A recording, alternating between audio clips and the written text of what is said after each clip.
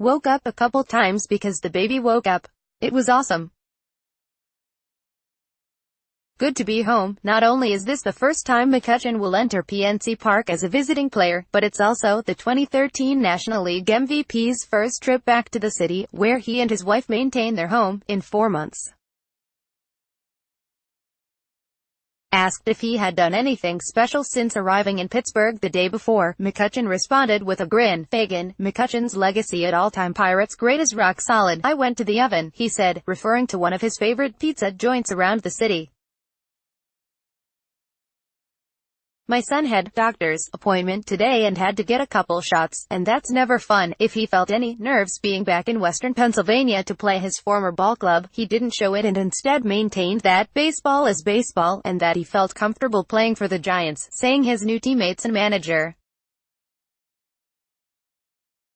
have been very welcoming, while McCutchen displayed the calm and collected demeanor that made him a fan favorite in the Steel City from the time he was called up to the big leagues in 2009. Outside the packed media room, the atmosphere was markedly different. Hours before first pitch, fans donning his familiar black and yellow No. 22 jersey walked along Mazeroski Way, West General Robinson Street and Federal Street, the three thoroughfares that surround PNC Park, while a feeling of nostalgia mixed with anticipation hung in the air. It was sad, just really sad, Yvonne Shanuski of Williamsport, PA, said of when she found out the Pirates had traded her favorite player for pitcher Kyle Crick and outfield prospect Brian Reynolds. I was shocked we let him go. Shanuski is a lifelong Pirates fan and traveled the 3.5 hours from Williamsport, bringing along a 4-foot sign that reads, "Williamsport loves." I'll always think of him as a Pirate, she said. McCutchen's accomplishments in Pittsburgh are well documented. On top of winning MVP in 2013, McCutchen was a 5-time All-Star, a 4-time Silver Slugger and a Gold Glove recipient. More importantly, he was indispensable in breaking the Pirates' 20-year playoff drought, leading Pittsburgh to winning records in the postseason in 2013, 2014 and 2015. Those seasons, and the excitement those McCutchen-led teams exuded, brought baseball back to a place of prominence in a part of the country that had been dominated by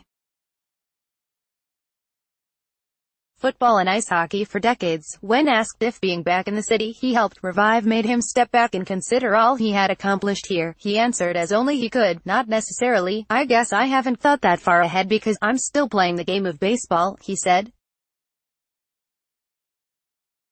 I don't look at anything as a closed book, one just look at it as another chapter, so I'm still making the book right now. McCutchen said he still stays in touch with his former teammates, mainly via text, and that he'd already spoken to a few since arriving in Pittsburgh. One such teammate, it seems, is Pirates catcher Francisco Cervelli, who popped his head into the media room as McCutchen spoke 4 hours prior to game time. It's no surprise McCutchen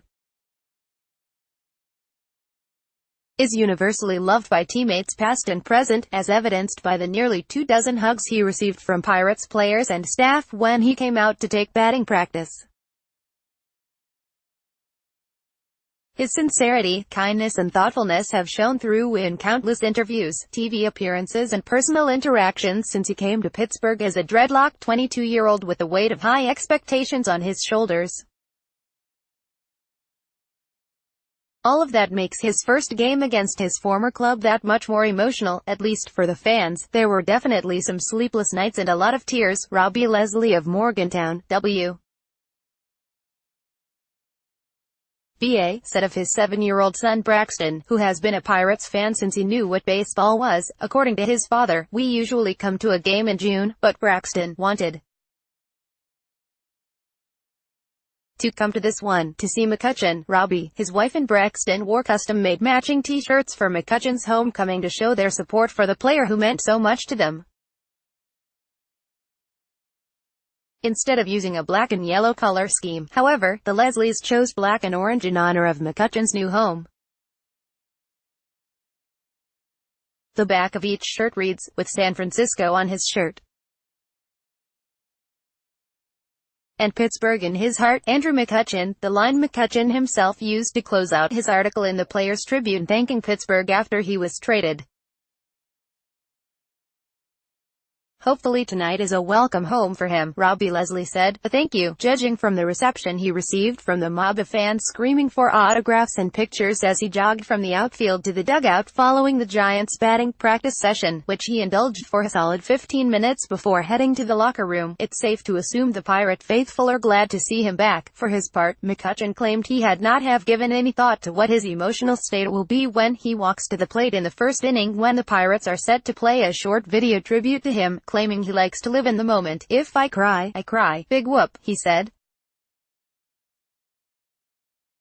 If I don't, I don't. While he may not shed any tears as he prepares to face the Pirates' Jameson Taillon, there are sure to be waterworks in the stands, as fans of the Pirates will have a chance to say thank you to, and show their appreciation for, a man who brought a long-dead baseball town back to life.